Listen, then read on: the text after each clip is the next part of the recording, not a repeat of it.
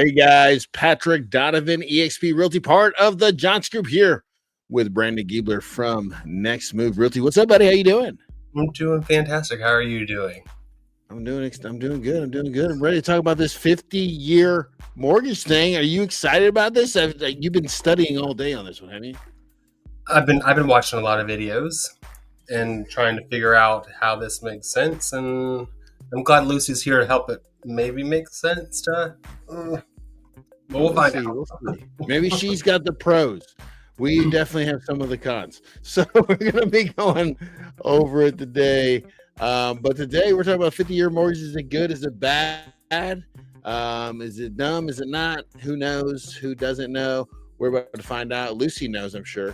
And then we'll be joined by Lucy Thornton, Lucy the lender from Edge Home Finance. She's going to be answering some of our questions. If you have questions for Lucy, please comment down below for everyone to see. And so, Brandon, are you ready to do this? I'm ready. I'm ready. Put me in coach. I'm ready. All right. So we're gonna start with. I want to preface this whole thing like we've done the research. We've looked into all these things. We've heard all the views. So this is what has been compiled. So yeah, we may agree with some, maybe not all, but we're figuring it out with you guys at the same time. So I just want to preface that. Well, the internet, we did some internet research, asking them questions on what it believes, and there's some stuff we just don't agree with in here. So we want to make that up front. Yes, but this is a lot of the common popular trends kind of things that have been asked and looked up and all that stuff. So the truth about the 50-year mortgage, how it works, who it helps, why it might solve the affordability crisis facing American home buyers today. So let's dive into it. If you're confused too, type 50-year question mark in the comments, you know? If you're here, thank you for watching. I really appreciate comments so I know who you are. If you're here, like and share with your friends that might not know what a 50-year mortgage is. The good thing is we got a professional lender on here to explain it all to us. So even if me and Brandon sound dumb, which I doubt that's the case, but if we do, we got a lender on here to straighten us out. So talking about this 50-year mortgage, what does it actually do? Well, I mean, it'll lower your monthly payments by about 5 to 6%. If you look up on the internet, you might see 10 to 11%. There's some methodology here, and Lucy's going to be able to tell us if we're right or wrong. But we have to make some assumptions going from a 30 to a 50 that the interest rate's going to be higher on the 50 because of the risk. So that's why we say 5 to 6% difference in your payment monthly. Another thing the 50-year mortgage does, it gives you a massive interest burden. In some cases, it's nearly double the interest that you would pay on a 30. Your timeline is pretty unrealistic. I couldn't believe this, and this was shocking to me, right? The average age or the median home buyer age is 59 years old. 59 years old. So if you got a 50-year mortgage of 59, you'll be paying into your 109s. The barista at Starbucks at 100 years old. Hey, okay, I think that's hello, y'all, right? Hey, hello, y'all. Thank you for joining. I really appreciate it. Thank you so much. And then, of course, a false affordability. I mean, it doesn't really solve the root of the problem of affordability. It just stretches your payments out along 20 more years. So. Oh my God. So I think this one is labeled perfectly. The perfect storm. I feel it really is. It's like the movie, The Perfect Storm. The home prices remain at these record high levels, and the interest rates, they just stay elevated. And that's just the time that we're in right now. So the policymakers and the lenders are searching for creative affordability solutions. I love it when they use that word too.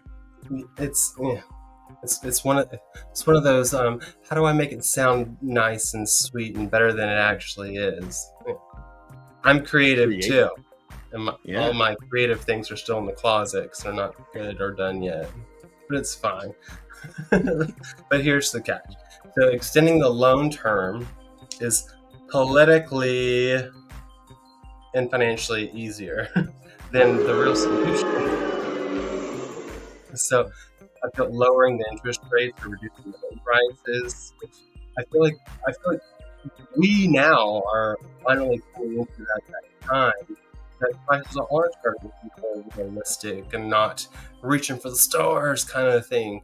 So I feel like this is actually going to move us backwards.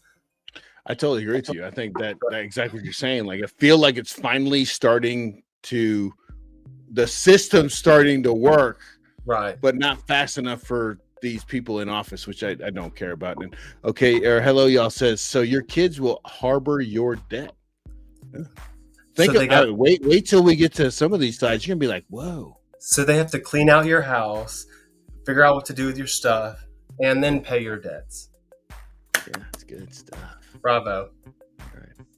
The numbers. All right, so 30-year to 50-year, and here's the difference. Okay, so I just want to show you this really quick to show you where we got these numbers from. We talk about $400,000 home with 20% down, so you're financing $320,000 at 6.1% interest rate. I just want to show you where we got it from. So 6.1% interest rate was during our research. That's kind of the number they used.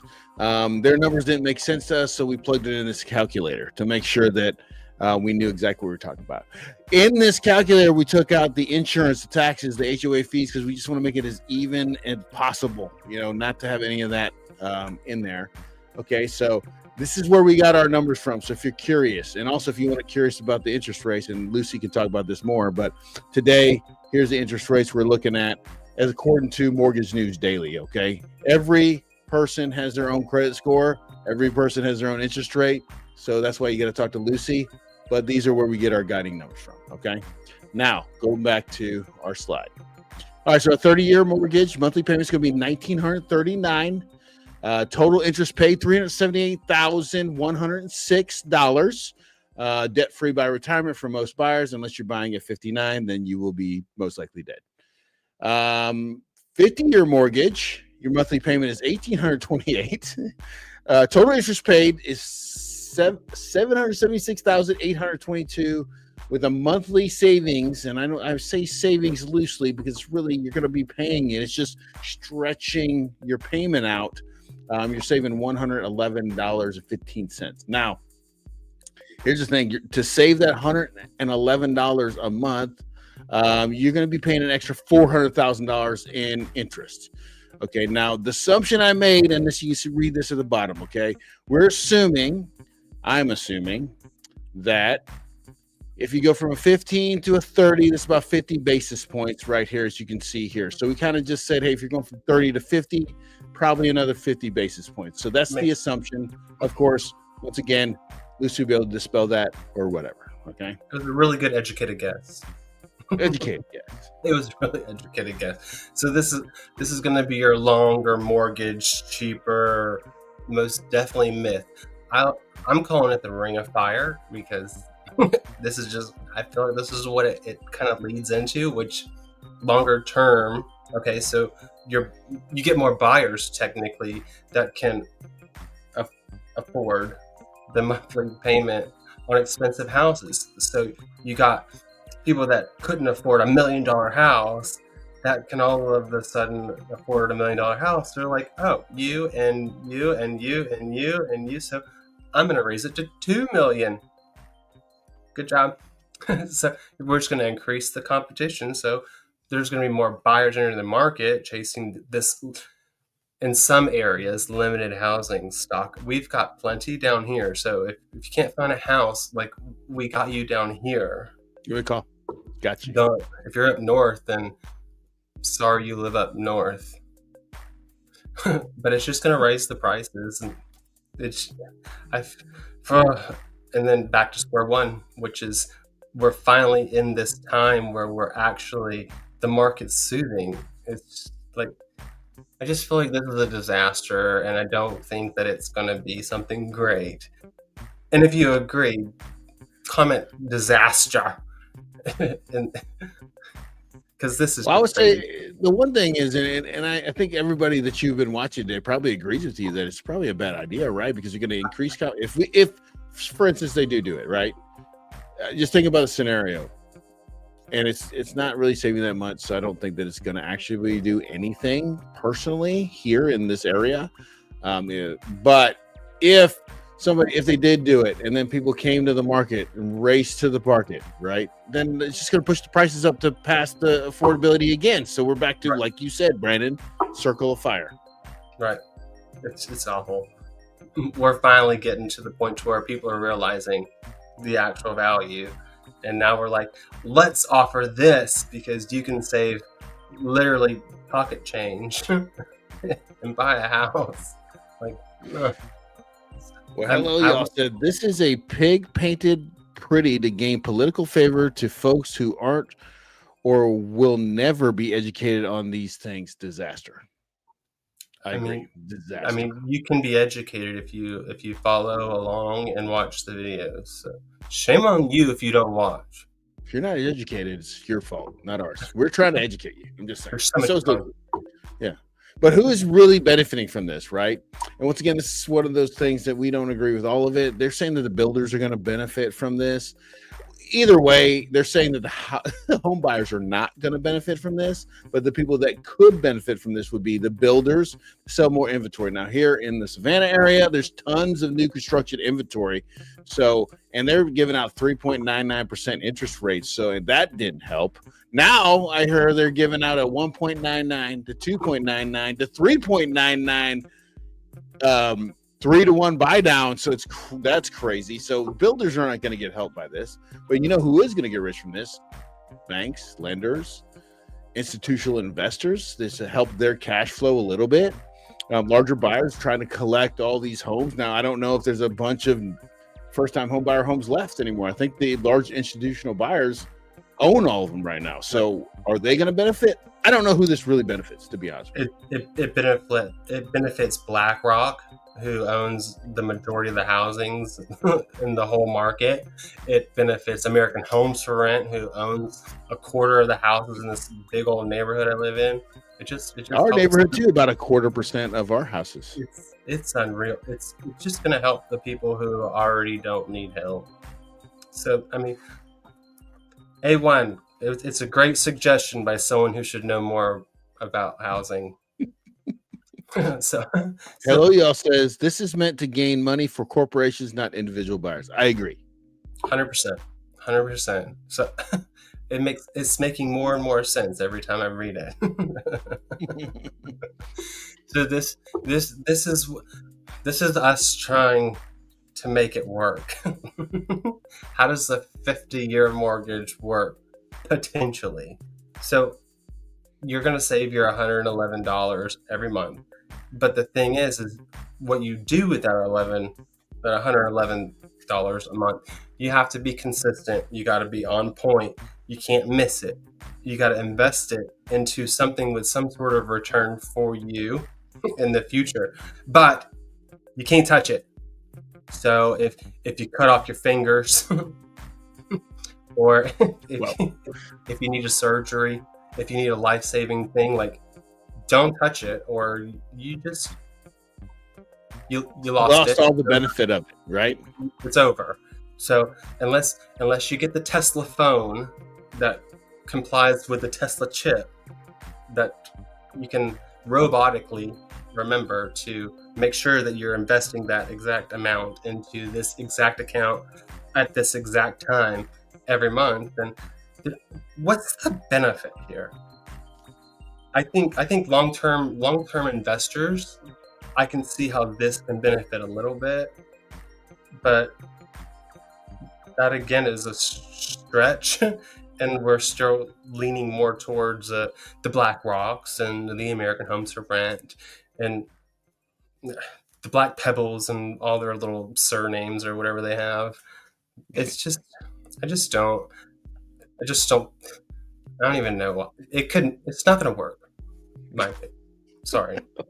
It's not going to work. Why the 30-year mortgage still wins? All right, there's an actual finish line. After 30 years, you can actually be done paying for your home, and then you can retire. Think about it, if you bought your home at first-time home buyer's age right now, unfortunately, is 40 years old. Crazy. So they can retire at 70 years old. which is not actually that bad. You won't have a payment anymore. You know what I'm saying? Boom, retire. Not to mention the psychology of freedom. I mean, Brandon was talking about earlier. I agree. Like when I paid my car off, it was like, whoa, what a huge like day that was. Like I felt like celebrating and stuff, like partying it like it's 1999. Right. It's like being able to unbutton that top button of your pants when you ate that big old Thanksgiving meal. Just breathe. Thank God. I can breathe a little bit. The real life resilience. I mean, think about it. Like life happens, right? You're saving all this money. You're trying to be disciplined, but then bang, you chop your fingers off on a saw or something like that, which is crazy. That would never happen. But I mean, if it did happen, you would have them, you have to worry about that. And then the market, market reality, the math advantage just kind of disappears once the inflation goes up. So, I mean, it's really not really doing you anything. Oh, Josh thought it was funny. Of course he did. Of course he did. Oh my God. Okay, so this is the part where it was kind of like I really had to preface at the beginning, but the real problem was labeled as supply. So if we can increase the supply to meet the demands, we've got so much supply down here that we've got listings that are getting a showing a month, but houses are still selling. So it's not a demand issue, obviously. It's most definitely the affordability side of it. And then the reforming the zoning laws to allow denser, more diverse housing developments. You think that adding more apartment complexes or something is going to help people become homeowners? We're going to take up all of the rural area and we're going to put in apartment complexes, so then there's no well, once again, I don't think that has to do with us. We're wide open down here. You're building all over the damn place, right? And they're talking about New York and those places that are a little tighter. Yeah, tighter building restrictions. I thought this one was kind of cool though. Let the homeowners carry their rates to their new property, but that's not going to benefit the person lending the money. So that will never happen. But that would be cool though. Like you jumped in when it was hot, and they respected the fact that you bought a house or something, some kind of reward for buying a house and helping the community. Do you get to keep your interest rate forever? Yeah, I don't think that's ever going to happen. It's never going to happen. But it would be a nice gesture. You know what I mean? And then they have the credit reform, which is using your rental history to qualify for mortgages, which I think there's already an app for that. That you make your payments on time. It goes to your credit that you've made payments on time, so it shows that you're a reliable person who pays your stuff on time. So I think that's already happening, but I don't think everybody has it. But some places do. So if you're renting, you should probably ask about that if you want to buy in the future. And then the tax policy updates, like raising the capital gains exclusion threshold. I mean, how did you buy the house for like $100 and now you're going to sell it for $1 million? Like, it's that's I would throw that one away, but apparently that's a thing. And then the limited institutional buying is probably the biggest one on here that I think should be literally the only one on the screen. We keep letting these big companies that come in that actually have the money that can be like, I'll pay cash, because they're using our money that we invest into their banks and put into their banks, and so they can do this stuff. They've got money for days. But I think there are places like each neighborhood, especially in like the townhomes or condos and stuff, where they only allow so many properties to be like rental properties. So I think that's a good thing. I don't, if all these big companies just come in and start buying up houses and whatnot, they're just going to spike up the prices, and they're just going to make everything more unaffordable for the rest of us who don't have an endless pocket full of money to play with. So Well, I mean, hello, y'all said anyone that understands policy understands that you can't treat a problem without treating the cause. Ergo, you're fixing the symptoms and not the cause. And the cause isn't always the problem. Well, I would say the root of the problem is that manipulation, in my opinion, right? Yeah. So if we keep just manipulating, you just keep these asset prices up. I can go into a whole diatribe of how all the rich people lend or borrow against their stocks, so that they never have to pay taxes, and it just goes down the whole rabbit hole. But that's all part of the problem. Right. So the final takeaway, here's the thing, me and Brandon are not trying to belabor the point. We don't agree that a 50-year mortgage is going to fix anything. I don't think so. But everything is used as a tool. Like, you have your own situation. You're not in my situation. You're not in Brandon's situation. We don't know your life. And that's what, huh? We don't know your life. Yeah, you could be in a totally different situation. That's why we talk to people like Lucy, who can actually address your situation, give you an idea whether it's a good or a bad idea by talking about your timelines and all this kind of stuff. And the good thing is we have Lucy coming up here, so she can talk about it for herself. So we got Lucy Thornton, Lucy the lender, from Edge Home Finance here with us. So I'm super excited to have her on here. Hey, Lucy, how you doing? Hey, friends. I'm good. How are y'all? Good. I was going to come to your little open house thing that you were doing, but I had an open house. Well, that's okay. That's I just wanted you to know that. Good as excuse as it gets then. So that was good. It was good information though. So Lucy, let me ask you a question real quick. What did you think about what we had to say? Is there anything stupid that we said?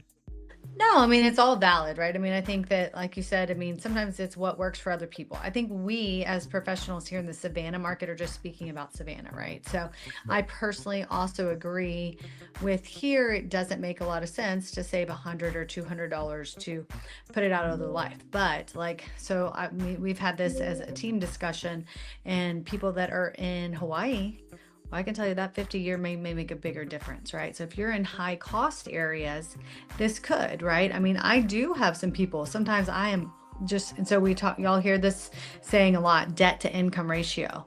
So this can move the needle, right? Let's say someone is in a loan right now, they can't get out of it. They can't refinance it. They can't get away from it, and so that $100 or $200 may at that time, again, situational for everybody. So just knowing that overall picture, I think that that's kind of what they were seeing, is this may have been meant more for those in a higher cost area. I still think it does not cure affordability issue. To me, it also almost creates a little bit more of a beast of, we want this crazy equity gain, right? You love that as a realtor. When you go sit down with a Mr. Seller, you're like, Mr. Seller, you got $200,000 worth of equity. What are we going to do here? So we've gotten very used to these, very strong, equity gain markets. Well, that's not normal either, and it's not healthy. And so we've almost created that problem for ourselves. I mean, COVID did not help any of that, right? The spike in prices in a 2-year period was just crazy. Yeah. And so it put out a lot of people that I think, again, we don't have as much of what we think of, high cost area. I mean, do we love the 250s around here? Not necessarily, right? So some of us just have some champagne taste that we just got to get over, right? So with that McDonald's budget. Yeah, exactly. So I mean, and I know we had a comment a little bit ago, like, I mean, if I were to think of other solutions, right? When I think of, our overall interest, when you have a person that now you can't buy a car. I mean, I personally don't buy $100,000 car, no judgment on anybody else, but $100,000 car that you have 7 years to pay it off. These payments are through the roof. I have what I call financially responsible people that are paying $1,200, $1,300 in car payments. Insanity. I had one the other day. It was a couple that had 2 car payments is $2,800. So to me, I think that we have bigger problems, in other areas. Oh, friend. Oh yeah. my God. Yeah. $2,800 in car payments, I hope you can live in it, you know? So, yeah, so They got the Yukon SUV extended version. seriously, you know, so I think that too, I mean, so that cost of money, that bucket of money is pushing our bucket of money in housing, right? And housing is a primary, you know, there's no living without housing, you know, and you feel sad for, you know, your situation, but also your children's. Like, how will our kids be able to afford That's homes, the you only thing I know? keep thinking about.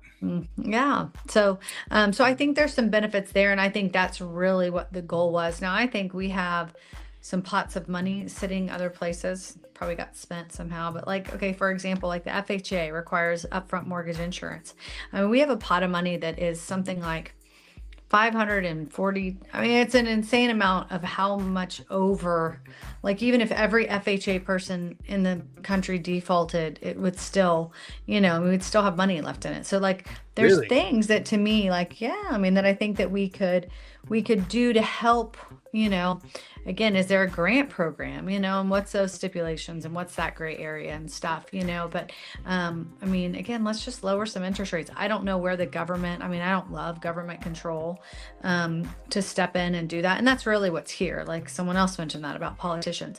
This is politicians just trying to be like, oh, I helped it. I helped fix it. No, you didn't. You know, there's no fix, you know, especially where we are, right? $140, $220, $320 doesn't make that big of a needle mover, right? You know, so where if we could get some lower interest rates, not at 6.5% and 7%, that would move the needle more and help affordability. So, and also I'm just, gonna come back. I'm gonna come back to that because Yeah. I agree with what you're saying to a certain extent, but this is where the manipulation comes in, and I want to talk about that later. So, okay. Brandon, Yeah. you start us out with the question. I know I asked the first question. I just wanted to capture it, but Brandon starting out with the actual. And sorry, first I question. just went off too on a bunch of that. No, you're all good. That's all good. Yeah. Don't apologize. We love your education. We love it. Thank you. You're helping us out. Can you explain exactly how a 50-year mortgage works and how it differs from the 30 or the 40-year loan? Yeah, I mean, it's just that. It just extends it. So it takes it from, you know, 180 months, 15-year, 360 months, 30-year, to a 600 month. So 600 long months. So, you know, an amortization schedule is really ugly. I'm sure you guys have looked at one before. Most people haven't, Yep. right? Till they sit down to sign and they're like, wait a second. On my $3,000 a month payment, $108 is going to my principal, you know? And so, Oh, so that number, yeah, On the I mean, 50, on the 50, it was $68. yeah, it's insanity. So on that, it's even uglier. So yeah, but it just extends the time, just takes it out. Oh my God. No, I think I appreciate you. And let me ask you this. So we're talking about debt to income ratio is 50 years. Like, I mean, is that where you're seeing the true benefit is the debt to income ratio? Like, That to me, again, because I'm licensed in some high cost areas.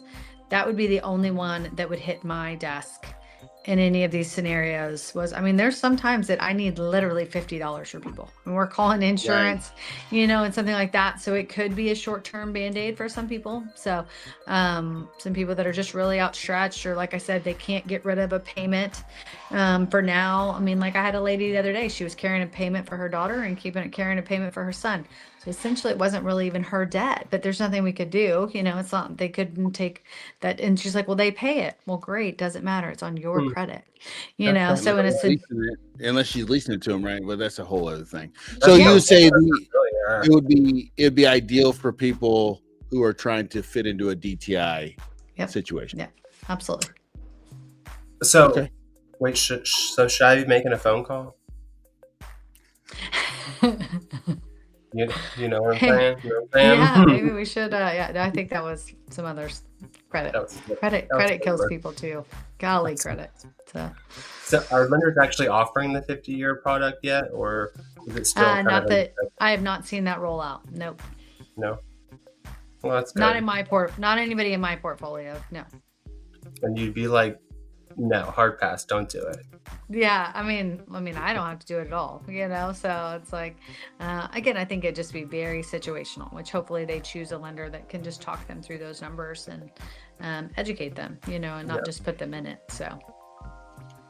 Yeah, we'll have 30-year car payments here before long. Just wait. Unbelievable.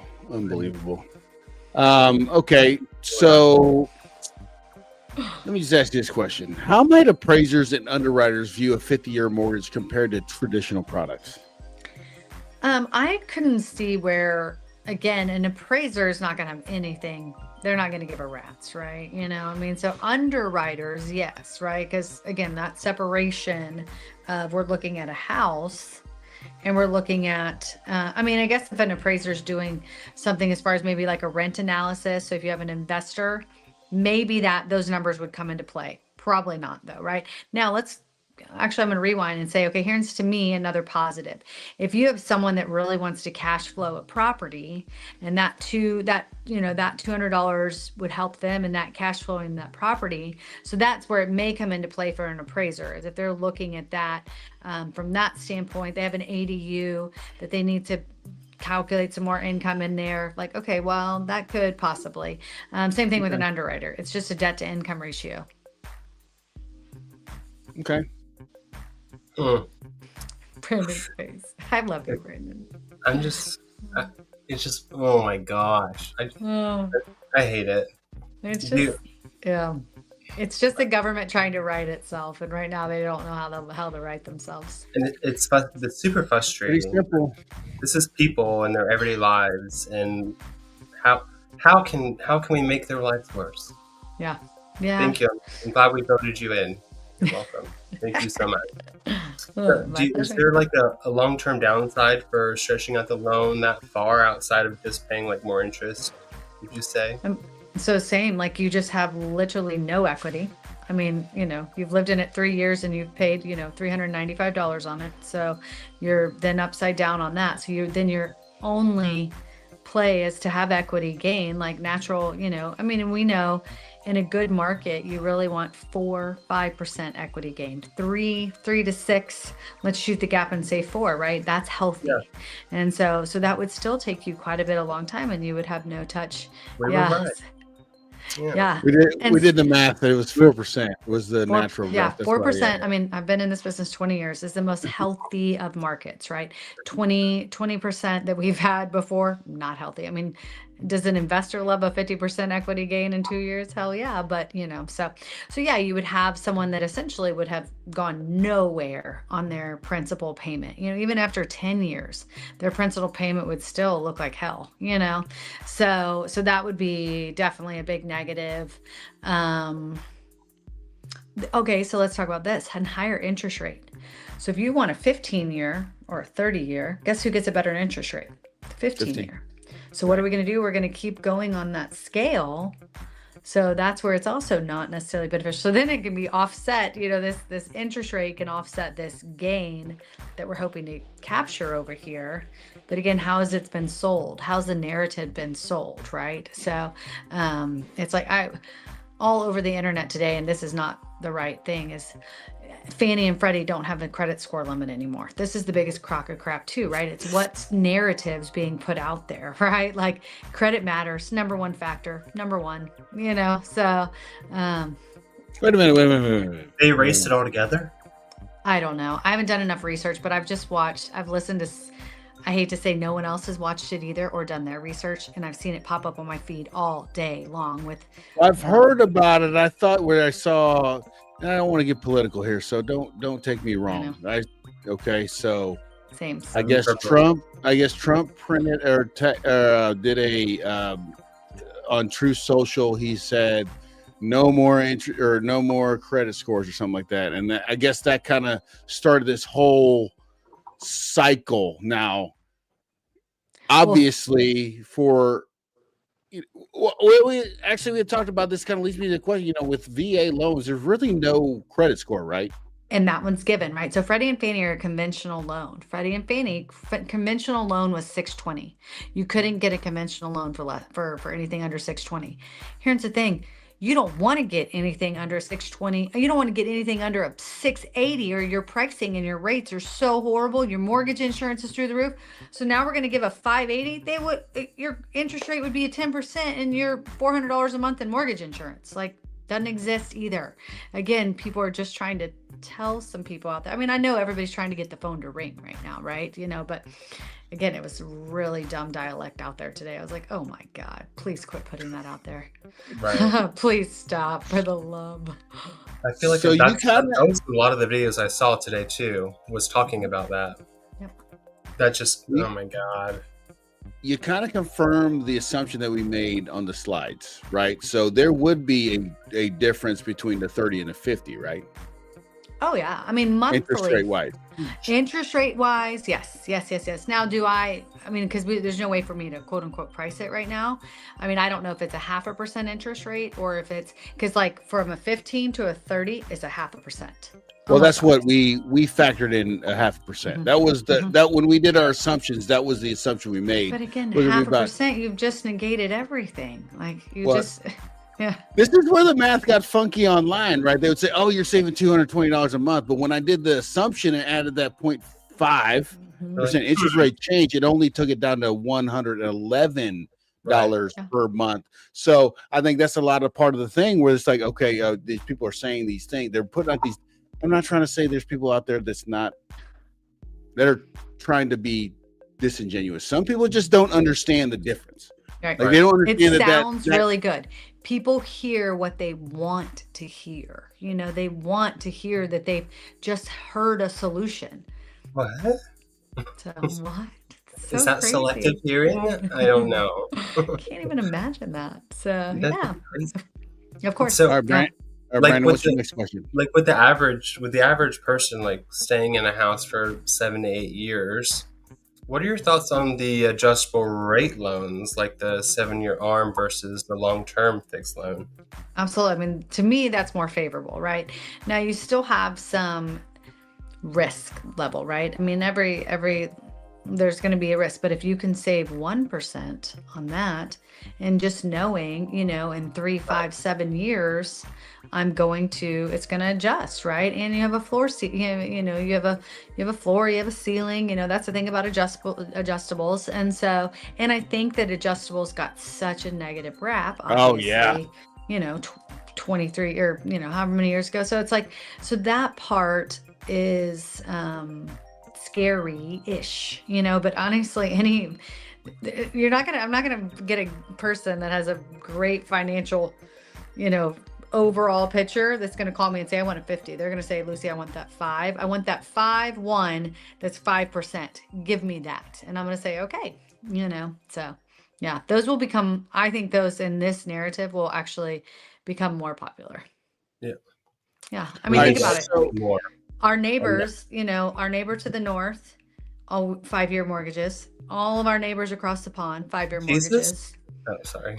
Right, but I mean, as you know, and they in Canada specifically, is their houses are in the millions right now. So I mean, like this for people that are, I had my 5-year loan and now I don't have it anymore. I can't even afford to be in the house that I'm living in. That's not a great solution either. Not a great solution either. Yeah. But I understand. But we're the only country in the world that has 30-year mortgages. Right. So. And I think, if we could just make sure I think that's what I'm saying, try to just preserve that in some kind of way. And this is kind of just one of those things where I say kind of just let the markets correct themselves.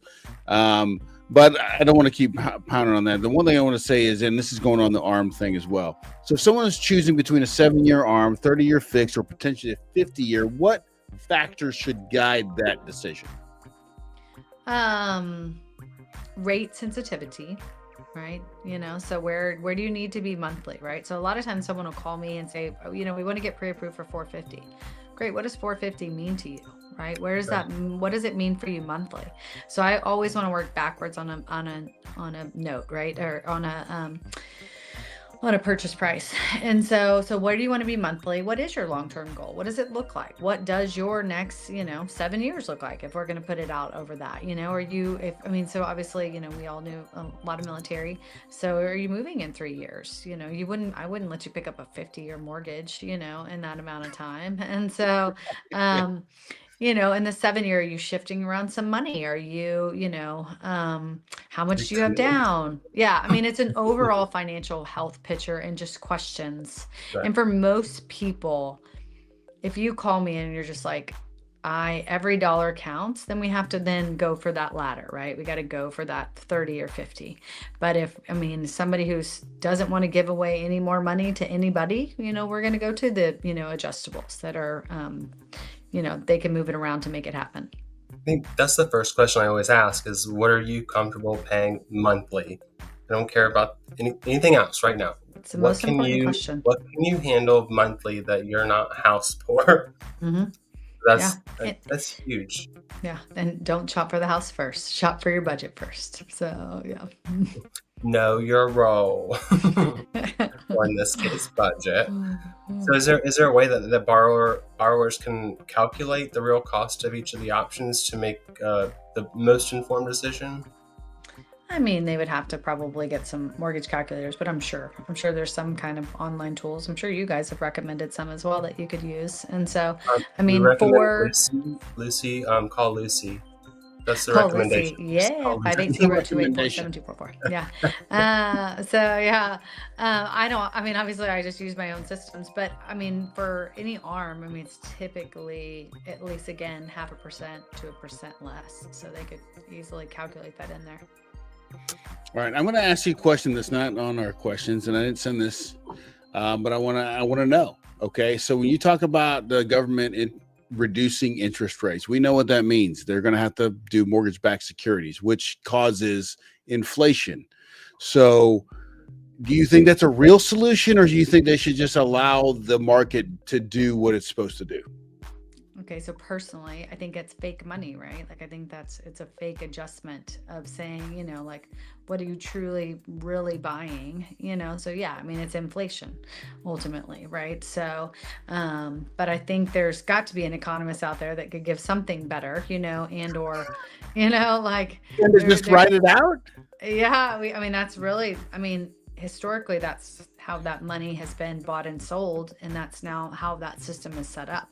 That's why we have a 30-year mortgage, so at what point we take that away and we maybe give it back to a bank or you talked about Blackstone, or you just have they have a big bucket of money that they're like, okay, this pot is here at 4% until it's gone, and so or investors, if I could have some private wealth money over here, I wish, from my trust, you can borrow at 4%. So, but ultimately money is still cheap. I know that sounds not like what we want to hear, right? But historically, if we look at it, that percentage is still cheap. It's just the cost of living is significantly higher, and so it's become,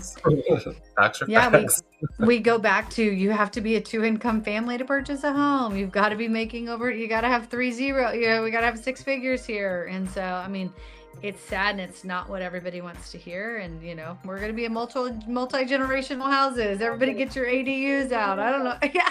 Brandon, get your mom ready. Come on over, mom, not that any of those are good solutions. That's not what you want to hear. But you see it as an issue. And again, unless we create some other kind of system where, there's a bucket of money that can be bought and sold for less, that can't be off the same system we've been working with this whole time, so then you have to go privatize money, right? So well, what if we just don't move? What if we just leave the interest rates where they are and let the market do it itself? Is that not a solution? That is the solution. It's common sense, though. We're not going to have 4%. We're not going to have 3% interest rates anymore, right? That crashed the market. That's also not healthy, right? So I would personally, just as being in this industry so long, I don't want to have that equity gain, as abrupt as it has been before. That part, I think, is more detrimental than anything else. And again, you can't stop that. Demand is demand, and so right. Once it's there, everybody keeps talking about these 30-year-olds that are all in their mom's basement, and there's going to be a ton of demand, but what does that look like? I'm not quite sure. And so they're getting annoyed, and they're saying, how can I build their credit score up so you can get them out of my house? Well, I can teach credit all day. So that's a text I got the other night. It's driving me crazy. How do I get him out of my house? Yeah. Tell him to go get three jobs and save money. Let me catch up on these comments real quick. So my dad, thank you for watching, Dad. I really appreciate it. When we get down to zero interest, it will be a good option. Dad, I don't agree. he means for the Fed rate, or does he mean for does he think that interest rates would be down to zero? Dad, let me know. Are we doing Yeah. ZERP again? Is that what we're trying to do? Is it the Fed rate? Because I mean, I think also if the Fed rate, because the Fed rate overall, again, is everybody's money that's so expensive, right? It's the cars that are so expensive. It's the my God, yeah. Yeah, I mean, it's the credit cards. It's the people, so that would absolutely help, so, and that in turn, I always tell people, obviously mortgage rates and Fed rates do not go like this, but there is correlation, and they're moving up together. Yes. Yeah. Sometimes the last 3 times that is, the last 4 times that's not been the case, but because they're not buying, the investors are not buying the 10-year yield. I mean, they're not buying it. Fake money. I mean, can you blame them? Fake money. So hello, y'all said it's a faked adjustment. That's a fact, and or it can't be manipulated. I agree with you. I don't want the manipulation. I think that if it could just be for a little bit, like it doesn't have to be forever, right? You know what I'm saying? Like, let's just get the housing prices back to where they should be. I'm going to show you guys something real quick, and you don't mind, Lucy? Hold on one second. You don't mind? Look at this is the housing market prices, and look at this time period right here. I was going to make a sound thing from you, a sound loop. How fast it went. Yeah, like unhealthy. That's unhealthy growth, and that crushed us. Right now, This is what we're against right now. I mean, we do not want a downturn, but I mean, because that obviously is also detrimental, and so, and we're not gonna get a 2008 again. Too much demand there, and so too many 30-year-olds that need to get out of a basement, and so, but. So don't pray for a market crash. Whoever prays for a market crash, I'm gonna send them my mortgage. So yeah, but hello, y'all said she was agreeing with your guest, by the way. I'm gonna send them my mortgage. Yeah. Jesus Christ. But I want to say thank you everybody for watching and commenting. I really, really appreciate it. And thank you, Lucy, for coming on and clarifying some of this stuff for us. I know we can't solve the problems here, obviously, but we like to talk about them so we can educate people so they understand. Is there anything we're missing on this 50-year loan thing that we didn't talk about that you want to talk about? No, I mean, it's just our government putting some buzz out there for us to have something to talk about. Thank goodness, right? We needed we needed to see each other tonight. The next week is portable mortgages. So then we'll call that one out next week. Oh, let me ask you this. Portable, what do you mean? Is that a real thing? Are people really talking about that? Listen, that's the next big blast over the headline. So essentially a portable is an assumption, right? I mean, but it's just your money. But you can already do that. You can already assume if you can assume, right? But this is so again, not have done. Yes, right. I got no extra hours in my day to be researching junk headlines, right? So, but the portable mortgage is the concept is okay, I would take this $200,000 mortgage at 2%, and I take it over to the $450 I want to buy, and I take my equity with me, right? Versus, okay, now I'm taking just the equity with me, but I'm going to get advantage of this 200 that I have at just 2% or 3%, all the good, numbers we used to have. And so that's what a portable mortgage is basically moving your mortgage over at the same amount. Again, what lender in their right mind, who's going to process this, by the way, and you're going to get this for free? You're going to have what mortgage originator, what processor, what underwriter, what company in God's green earth is going to be? That's a great idea. Let's do this. That's exactly what we were saying. There's no lender in their right mind. They don't want to lend. So, and this is why the example I gave, not only to Brandon, but to my dad too. I said, what bank would want to take a 2.75% interest rate from me? They're losing money every year on that loan. And again, it's to cover the spread too. You have to come up with so much cash, which that's why nobody can do assumables either. Veterans don't have, not just veterans, right? But just to do an assumable, you have to come up with so much cash flow. Well, I mean, who has the liquidity or that still makes the best amount of sense. So, I mean, yeah. You can keep your rate. You can keep your rate. That's crazy. That'd be awesome if that's the case. Yeah. Well, once again, thank you again, Lucy, so much for You're coming. welcome. I really appreciate it. And Love you guys. thank you all for watching and commenting. I really appreciate it. And Brandon, of course, it's a pleasure always. And I'll see you guys next week. Bye, friends. Bye, Lucy. Mwah.